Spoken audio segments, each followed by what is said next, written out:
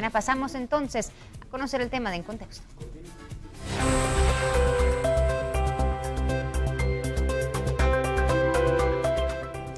Precisamente tenemos que hablar de varias solicitudes de antejuicios. Bueno, ayer conocíamos un nuevo revés para el presidente Otto Pérez Molina. La Corte dice, bueno, tienen que darle trámite a esta solicitud de antejuicios y es que el Congreso debería empezar a actuar. Y también conocemos esta mañana que la Corte Suprema de Justicia también da trámite a antejuicios en contra de 5 diputados del partido líder. Bueno, ha estado ocupada la Corte y esta mañana nosotros analizamos todas esas aristas legales que implican estos fallos. Omar Barrios, muy buenos días y gracias por estar con nosotros. Gracias, buenos días. Aquí estamos. Gracias, Omar. Bueno, empecemos hablando del rol que tiene la Corte Suprema de Justicia en estos días. Han estado muy ocupados, Omar, conociendo tanta solicitud de antejuicio. ¿Qué podemos decir al respecto y también las decisiones que se han tomado en recientes días? Bien, yo empezaría porque debemos tener siempre como que una guía para esto. La función de la Corte Suprema aquí es básicamente dos. Una, como una fase previa de trámite para algunos antejuicios. El antejuicio es un derecho que gozan algunos funcionarios públicos por la inmunidad personal que revisten. Entonces, cuando presentan una solicitud a cualquier judicatura, se eleva a la Corte Suprema de Justicia. La Corte Suprema de Justicia tiene una cámara especial para esto, es la Cámara de Amparo y Antejuicio, aunque la decisión debe ser tomada en el Pleno, con los 13 magistrados. Ok, entonces, ¿qué es lo que sucede aquí? Hay ciertos trámites que ellos solo deben de verificar que se cumplan ciertos requisitos y después trasladarlo a donde corresponda, sea el Congreso de la República o sea las salas de Corte de Apelaciones. Pero hay otros que se quedan en la propia Corte Suprema de Justicia, por ser los entes competentes. Entonces salía un comunicado yo recientemente diciendo de que se quiere hacer injerencia en la independencia. Yo hasta cierto momento criticaba el comunicado, porque la Administración de Justicia no está para comunicados. La Administración de Justicia está para eficiencia y eficacia en el ámbito jurisdiccional que ejercen. Pero tienes razón, ahorita está bien saturada la Administración de Justicia, ya con los casos penales, civiles y todo lo que hay, y ahorita con esta parte de diligencias de antejuicio, que no debe ser complejo.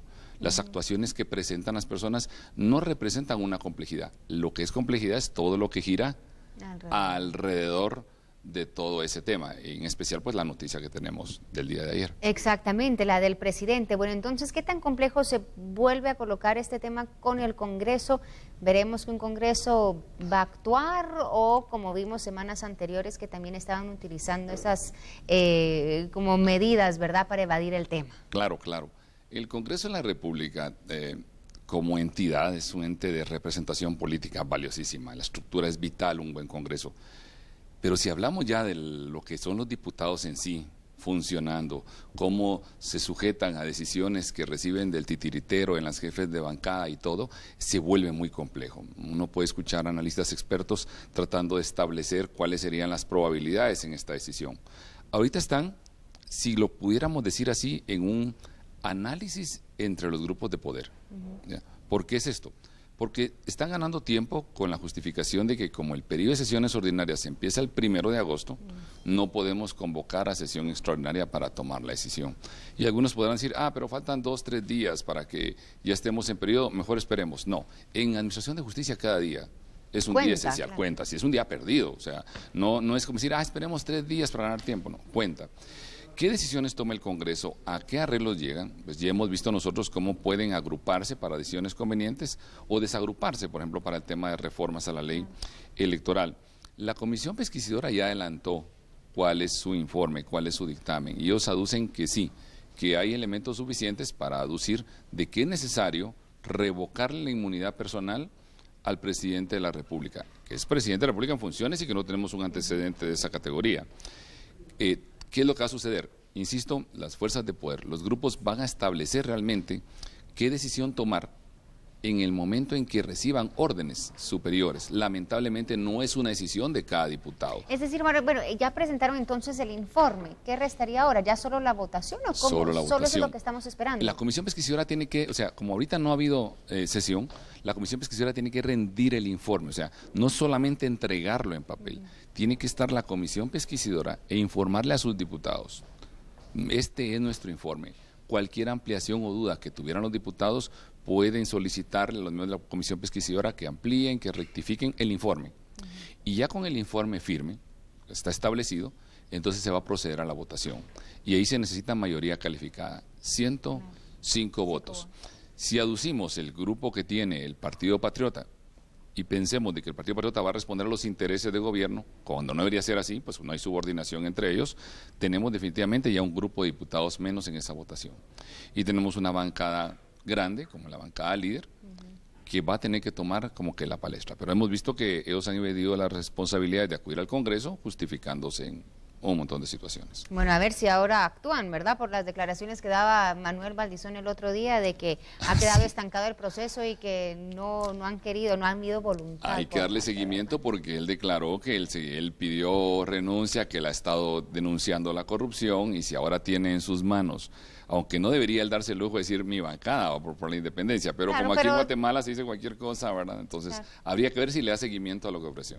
Bueno, y hablemos también de estos 5 antejuicios en contra de los diputados. ¿El proceso en estos antejuicios es distinto al del presidente? Sí, porque como son diputados, no lo conoce el Congreso de la República. He de decir, y solo por anotación histórica, que la Constitución actual sin la reforma, el mismo Congreso de la República conocía el antejuicio de los diputados.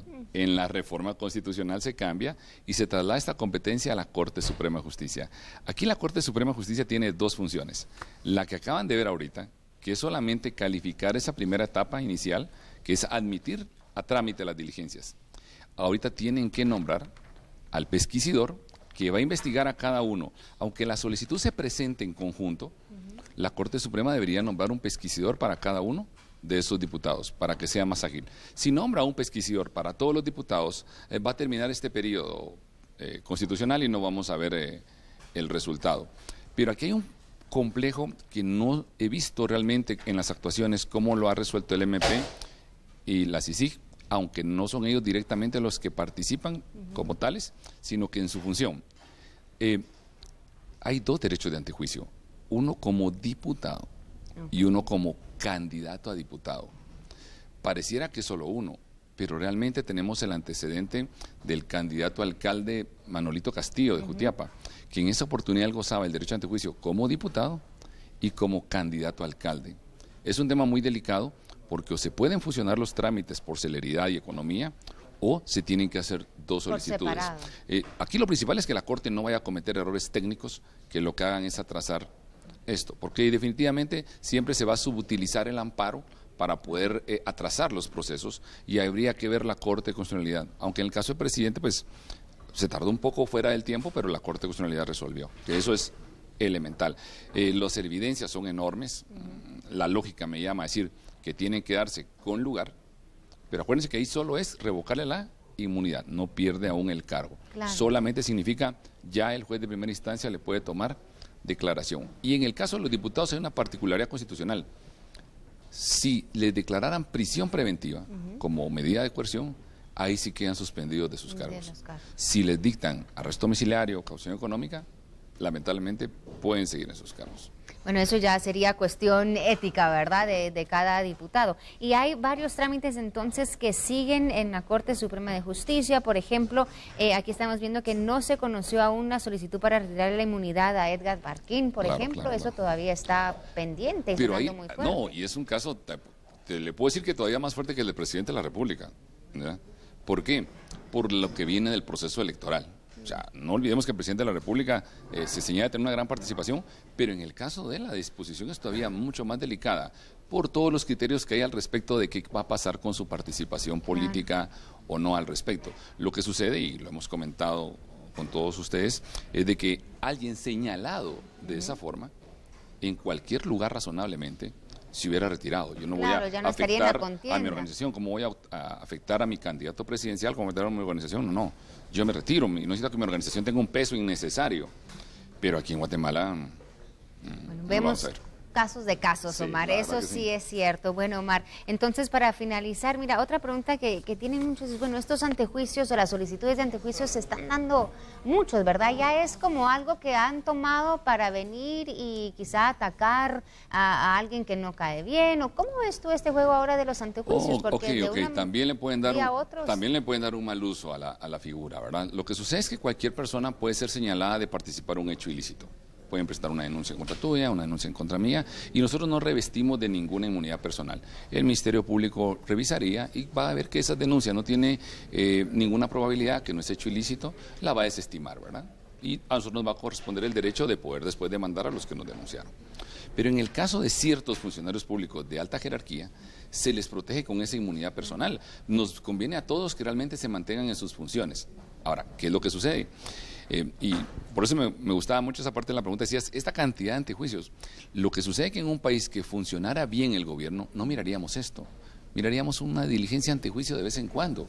Pero en un gobierno que se ha desatado el sistema de corrupción, que se ha desatado hechos que son totalmente una desfachatez a la hora de realizarlos, vemos cómo se carga un embudo en la administración de justicia porque llegan la cantidad de antejuicios. Entonces habría que diferenciar las solicitudes que tienen por objeto solo desgastar a determinado funcionario público y las solicitudes que sí tienen elementos de convicción, de respaldo, como hemos visto en el caso del candidato vicepresidencial, que están las escuchas, están los documentos, los testigos, la declaración de la propia persona con la que se desvincula y que uno se sigue sorprendiendo.